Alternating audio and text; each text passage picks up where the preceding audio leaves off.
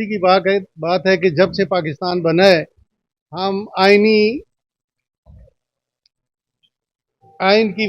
Violation जो है वो बड़े इदारों की तरफ देखते हैं। और जब पाकिस्तान बना और उसके बाद ही कितने ही जर्नैल आए जो प्रेसिडेंट बन गए वर्दी में बैठकर, और हर दफ़ा उनको हमारी अदलिया ने प्रोटेक्ट किया और डिफेंड किया। हमारा काम सिर्फ आइन को प्रोटेक्ट करना है और आइन को देखना है, लेकिन हमारी अदलिया को भी ये शुरू से चाहिए था कि वो अपने आइन को देखें और अपने आइन पे पहले अमल दरामद करें, ना कि हम पे वो तवक्को करें। सबसे अगर हिस्ट्री में देखें तो सबसे ज़्यादा अगर प्रोटेक्ट किया आइन को तो वकीलों ने किया है, और वकीलों ने हमेशा आइन के मुताबिक जो काम हुए हैं उनको प्रोटेक्ट किया है। जजेस को हमने हमेशा डिफेंड किया है, हमने मूवमेंट की है और अदलिया को बहाल कराया गया था। अब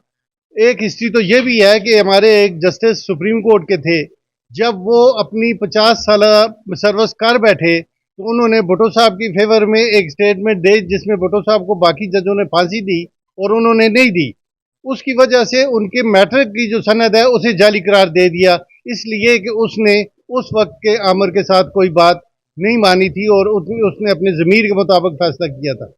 अब भी यही माहौल है। और अगर जजेस ने तारक जहांगीरी साहब, जिनका ये कहा गया है कि उनकी जो डिग्री है लॉ की वो फेक है, तो मैं ये कहता हूँ कि जब उन्हें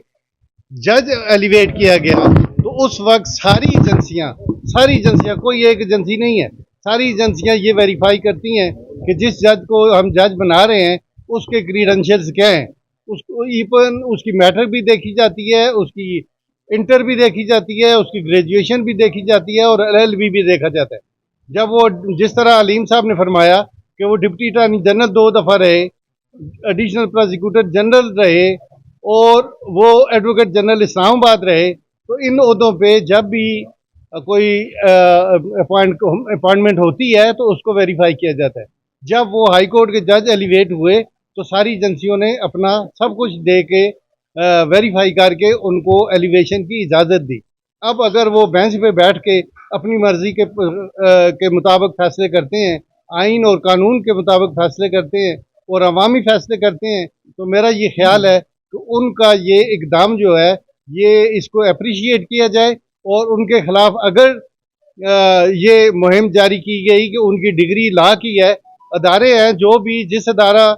अगर यूनिवर्सिटी में या जिस जगह भी चले जाए अगर एक पेपर निकाल लें और दूसरा डाल लें तो इसका मतलब है कि ये जलसाजी फिर उन्होंने नहीं की, ये किसी और ने की। तो इसलिए मेरी भी